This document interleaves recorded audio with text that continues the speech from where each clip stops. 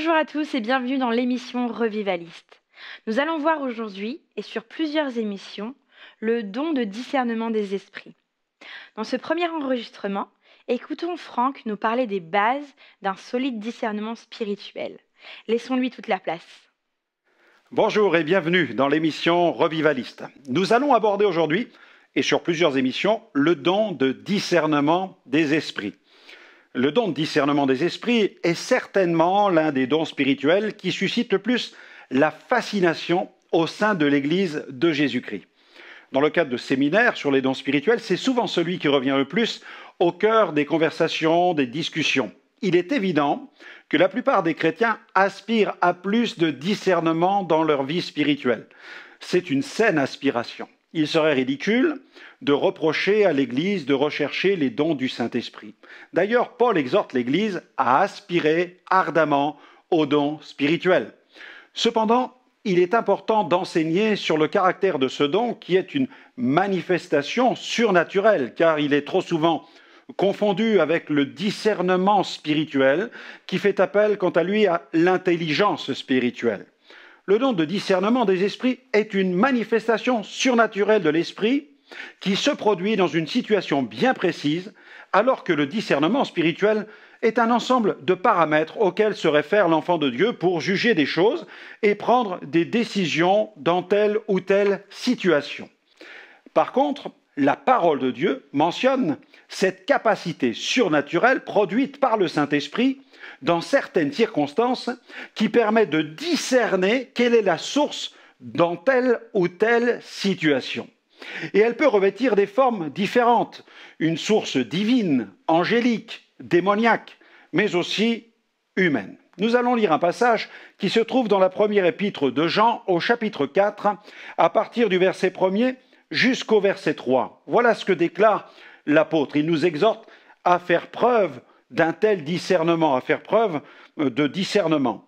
Il écrit ceci: « Bien-aimés, n'ajoutez pas foi à tout esprit, mais éprouvez les esprits pour savoir s'ils sont de Dieu. Car plusieurs faux prophètes sont venus dans le monde. Reconnaissez à ceux-ci l'Esprit de Dieu. Tout esprit qui confesse Jésus-Christ venu en chair est de Dieu, et tout esprit qui ne confesse pas Jésus n'est pas de Dieu, et c'est celui de l'Antichrist, dont vous avez appris la venue et qui maintenant est déjà dans le monde. Vous, petits enfants, vous êtes de Dieu, et vous les avez vaincus, parce que celui qui est en vous est plus grand que celui qui est dans le monde. Amen. Gloire à Dieu. Avant d'aller au cœur de cette manifestation surnaturelle du don de discernement des esprits, je vous invite à prendre connaissance des bases principales de ce qui constitue un discernement spirituel. Voyons cela, les bases d'un solide discernement spirituel. Faire preuve d'un authentique discernement spirituel, c'est important, et c'est important au sein de l'Église de Jésus. D'ailleurs, le fondement du disciple joue un rôle majeur quant à la qualité des dons spirituels qu'il est appelé à exercer. Dans l'Épître aux Hébreux, au chapitre 5, verset 14, l'auteur écrit « Mais la nourriture solide est pour les hommes faits, pour ceux dont le jugement est exercé par l'usage à discerner ce qui est bien et ce qui est mal. » Vous aurez noté que le terme « discerner » en grec « diakrisis » est employé dans ce verset. L'impact spirituel de l'Église est d'autant plus grand quand elle conjugue stature spirituelle et don spirituel. Il est question d'hommes faits, c'est-à-dire d'adultes sur le plan spirituel. La Bible nous adresse cette exhortation, et c'est Paul, dans sa première aux Thessaloniciens, chapitre 5, versets 21 à 23. Voilà ce qu'il écrit. « Mais examinez toutes choses, retenez ce qui est bon, abstenez-vous de toute espèce de mal. » L'enfant de Dieu devrait être capable de faire la différence entre la vérité et l'erreur, la lumière et les ténèbres, le divin et le diabolique. À mesure que nous approchons de la fin, il devient de plus en plus important que chaque chrétien sache user de discernement spirituel. Jésus a fait de sévères mises en garde au sujet de la séduction des derniers temps, de la confusion spirituelle qui régnera sur la terre. Il a même annoncé la venue de faux prophètes et de faux Christ. Dans Matthieu 7,15, on peut lire « Gardez-vous des faux prophètes. Ils viennent à vous en vêtements de brebis, mais au-dedans, ce sont des loups ravisseurs. » Dans Matthieu 24, versets 4 à 5, c'est toujours le Seigneur qui parle. « Prenez garde que personne ne vous séduise, car plusieurs viendront sous mon nom disant « C'est moi qui suis le Christ », et ils séduiront beaucoup de gens. » Au verset 11, « Plusieurs faux prophètes s'élèveront et ils séduiront beaucoup de gens. » Au verset 24, « Il s'élèvera de faux Christ et de faux prophètes, ils feront de grands prodiges et des miracles, au point de séduire, s'il était possible, même les élus. » L'apôtre Paul, lui aussi, a fait certaines mises en garde. Il alerte les chrétiens quant au climat spirituel obscur qui prendra place dans les derniers temps. À Timothée, au jeune serviteur, dans la première, au chapitre 4, verset 1er, il dit « Mais l'Esprit dit expressément que, dans les derniers temps, quelques-uns abandonneront la foi pour s'attacher à des esprits séducteurs et à des doctrines de démons. » Pierre, lui aussi, annonce la venue des faux prophètes et des faux docteurs. On l'a lu dans 1 Jean 4, verset 1, « Bien-aimés, n'ajoutez pas foi à tout esprit, mais éprouvez les esprits pour savoir s'ils sont de Dieu, car plusieurs faux prophètes sont venus dans le monde. » Jésus nous a fait connaître le critère de base permettant de discerner si une chose ou une personne est bonne ou mauvaise. Jésus a tout simplement parlé du fruit. Il a dit que c'est au fruit qu'on reconnaît la nature, la variété même de l'arbre. Dans Matthieu 7, verset 20, Jésus dit « Mais vous les reconnaîtrez à leurs fruits. Cueille-t-on des raisins sur des épines ou des figues sur des chardons ?» Et Matthieu 7, 16, « C'est donc à leurs fruits que vous les reconnaîtrez. » Jésus n'évoque pas ici la manifestation du don de discernement des esprits. Il cherche plutôt à aiguiser cette capacité à faire preuve d'intelligence spirituelle. Pour satisfaire à cette nécessité, la Bible met à notre disposition tout un arsenal de critères qui vont nous permettre d'éviter les déviations doctrinales, d'échapper aux simulacres d'esprits séducteurs, de détecter les exagérations. C'est vraiment le discernement spirituel. Voici ces critères qui nous permettront de ne pas aller à l'encontre de la volonté de Dieu. Dans telle ou telle situation, posons-nous par exemple les questions suivantes. La gloire est-elle rendue à Dieu? Toute notre vie chrétienne s'accomplit dans une seule perspective, rechercher la gloire de Dieu. C'est ce que dit Paul dans la première aux Corinthiens, chapitre 10, verset 31. Il dit « Soit donc que vous mangiez, soit que vous buviez, soit que vous fassiez quelque autre chose, faites tout pour la gloire de Dieu. » Le chrétien authentique doit chercher à vivre pour la gloire de Dieu. Il doit rejeter tout ce qui pourrait porter atteinte à la gloire de Dieu.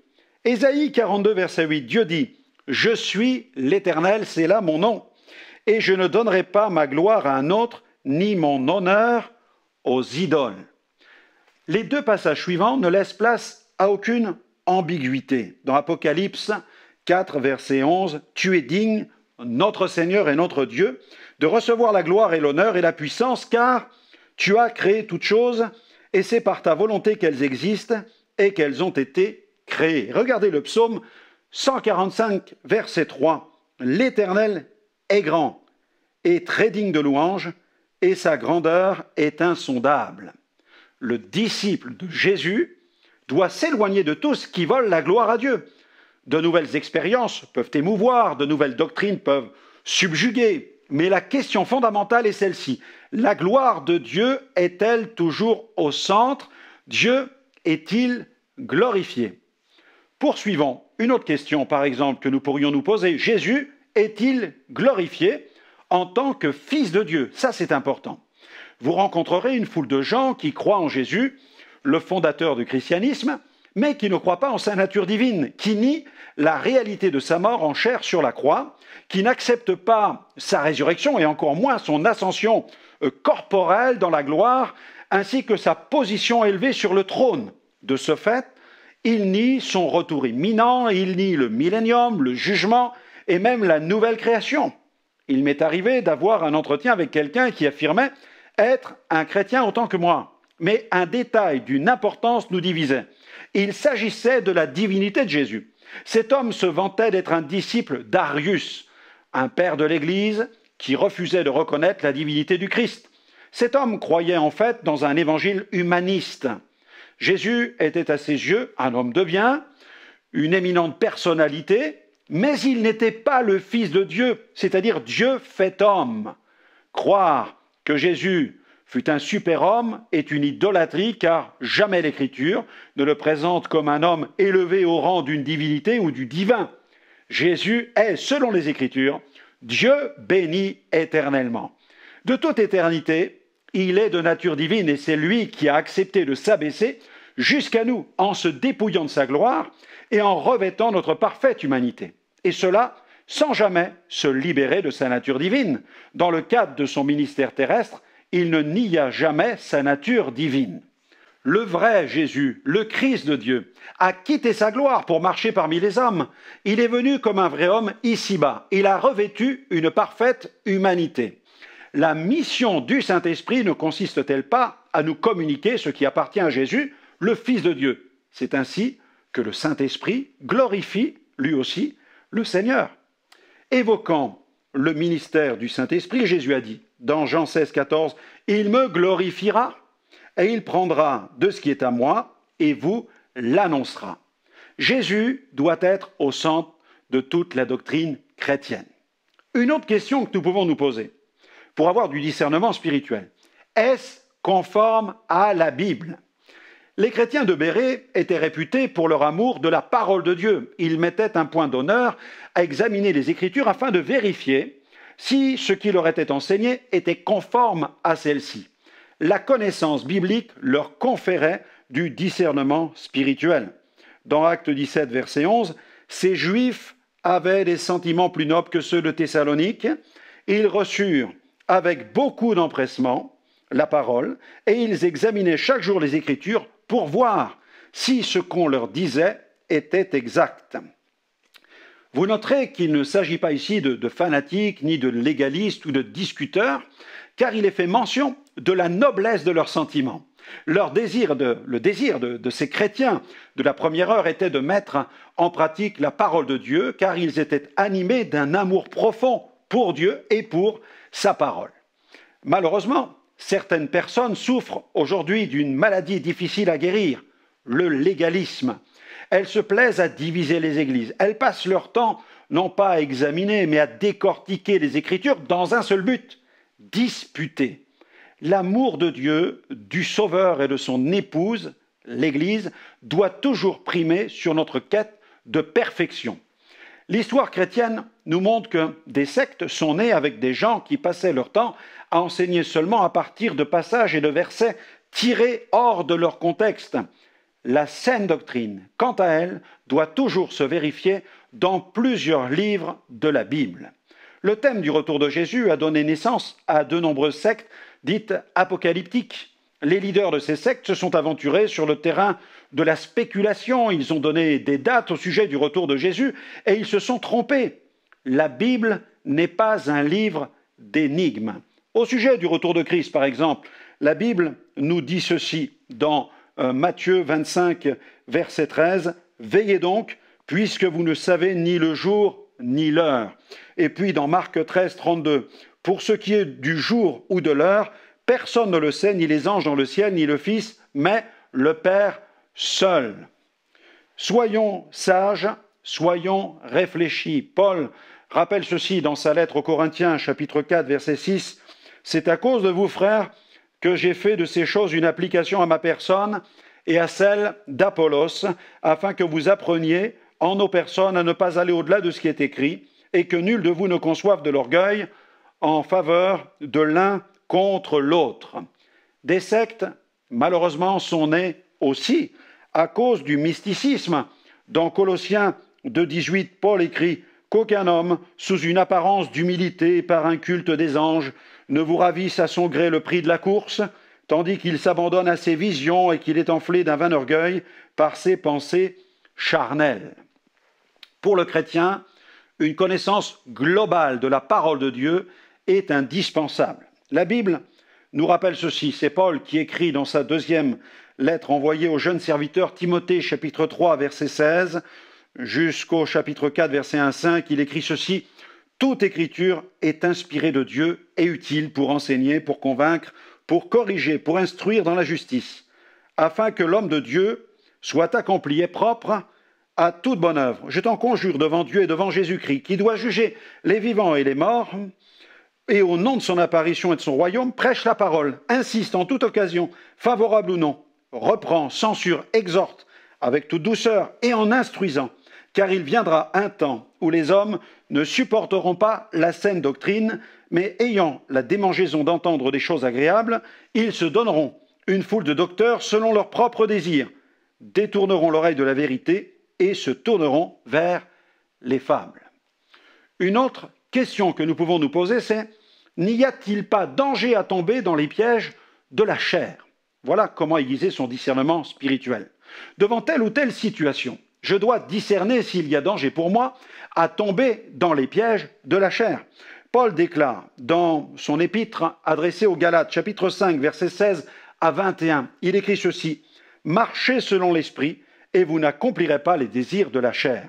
Car la chair a des désirs contraires à ceux de l'esprit, et l'esprit en a de contraires à ceux de la chair. Ils sont opposés entre eux afin que vous ne fassiez point ce que vous voudriez. Si vous êtes conduit par l'esprit, vous n'êtes point sous la loi. Or, les œuvres de la chair sont manifestes. Ce sont l'impudicité, l'impureté, la dissolution, l'idolâtrie, la magie, les inimitiés, les querelles, les jalousies, les animosités, les disputes, les divisions, les sectes, l'envie, l'ivrognerie, les excès de table et les choses semblables. Je vous dis d'avance, comme je l'ai déjà dit, que ceux qui commettent de telles choses n'hériteront point le royaume de Dieu. Le monde de la chair est dangereux. Si une relation, par exemple, si une relation sentimentale affaiblit spirituellement une personne, alors il s'agit tout simplement d'une dangereuse passion. Il faut prendre du recul. Le chrétien doit veiller à ce que le moi soit crucifié. Mais attention, il ne faut pas non plus réduire les pièges de la chair aux seules tentations sexuelles. Comme nous l'avons lu, la chair renferme d'autres pièges, tels que, nous l'avons lu ensemble, la dissolution, l'idolâtrie, la magie, les inimitiés, les querelles, les jalousies, les animosités, les disputes, les divisions, les sectes, l'envie, l'ivrognerie, les excès de table. Ce critère des convoitises de la chair est vraiment important. Les pièges de la chair peuvent nous disqualifier de la marche chrétienne.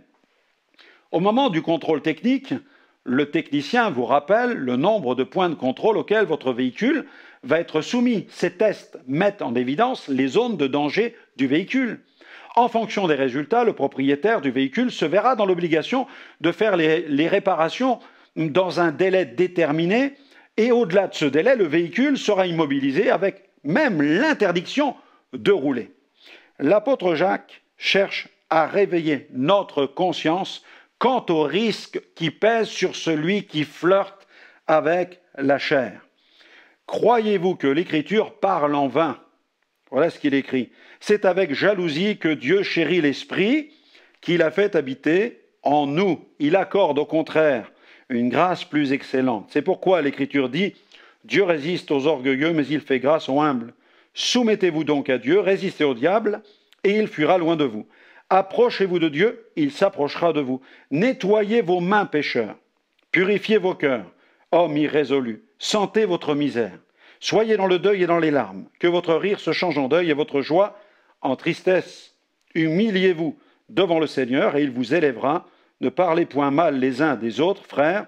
Celui qui parle mal d'un frère ou qui juge son frère parle mal de la loi et juge la loi. Or, si tu juges la loi, tu n'es pas observateur de la loi, mais tu en es juge. Une autre question que nous pourrions nous poser pour aiguiser notre discernement spirituel, par exemple, ma relation avec les membres de ma famille spirituelle est-elle mise en danger? Est-elle affectée? Un des éléments du discernement spirituel traite là précisément de la communion fraternelle, la famille de Dieu, l'Église locale.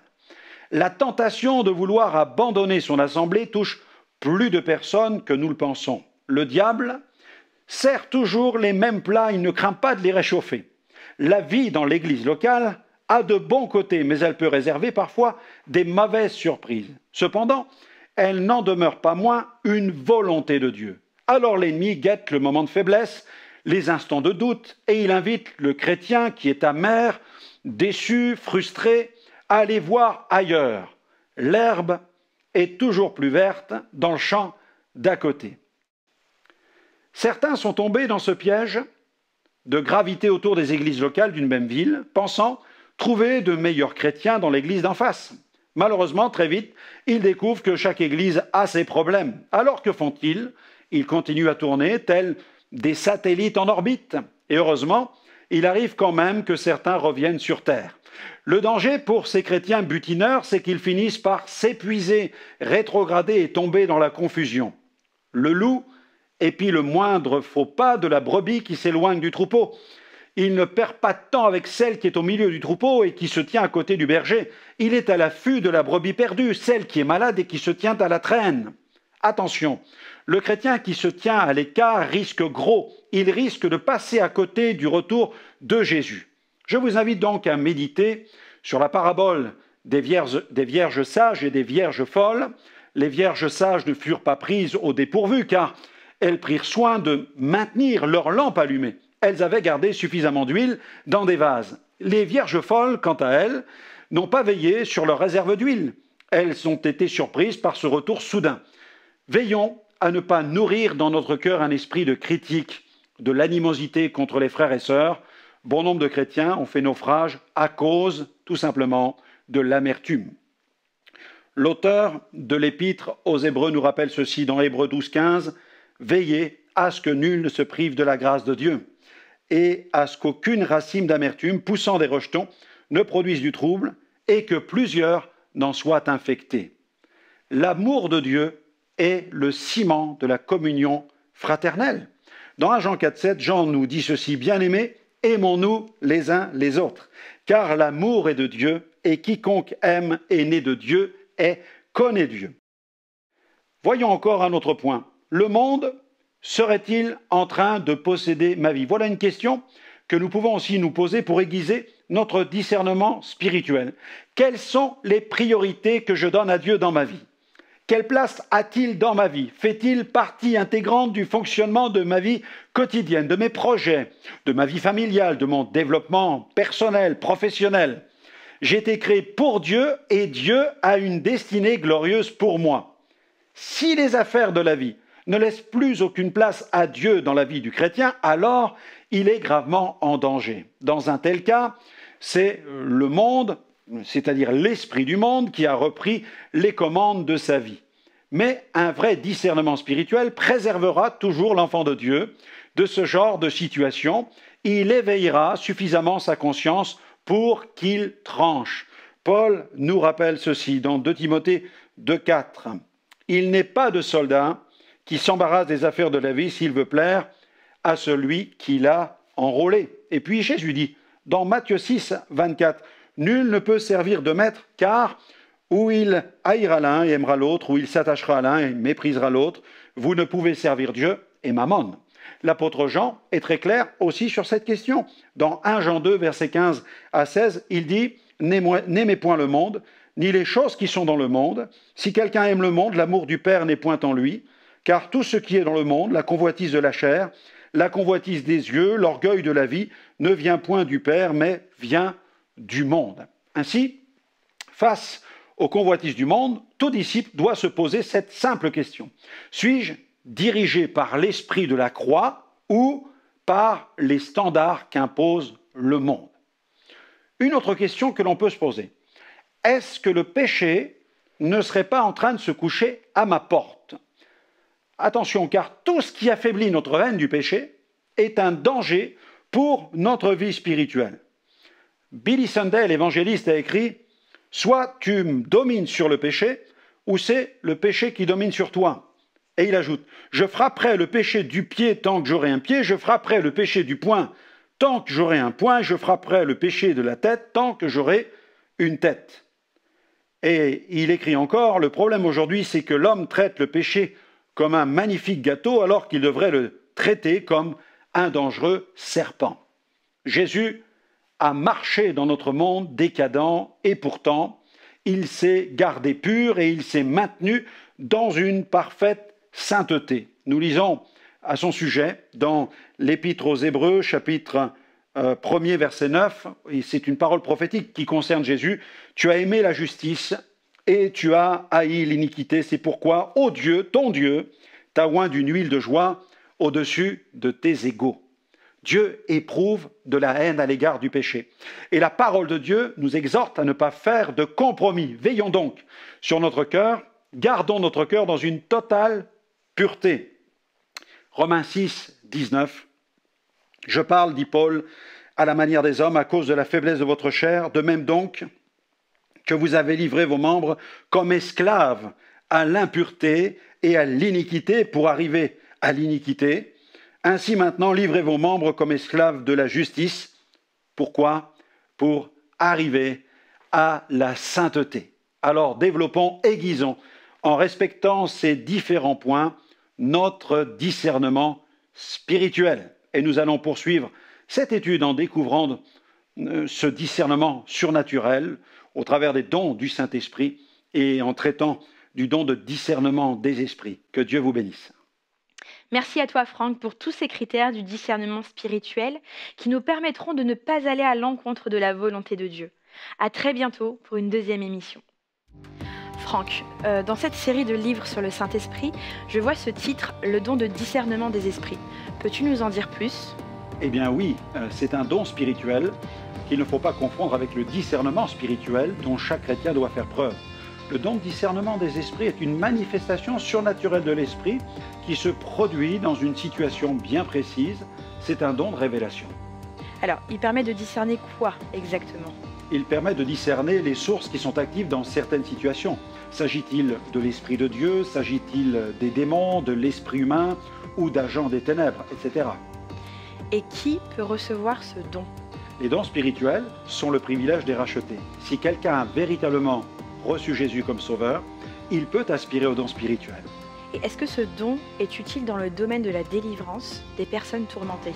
Tout à fait, il est fondamental car il permet de recevoir la révélation qui va nous permettre ensuite d'opérer le plus efficacement possible.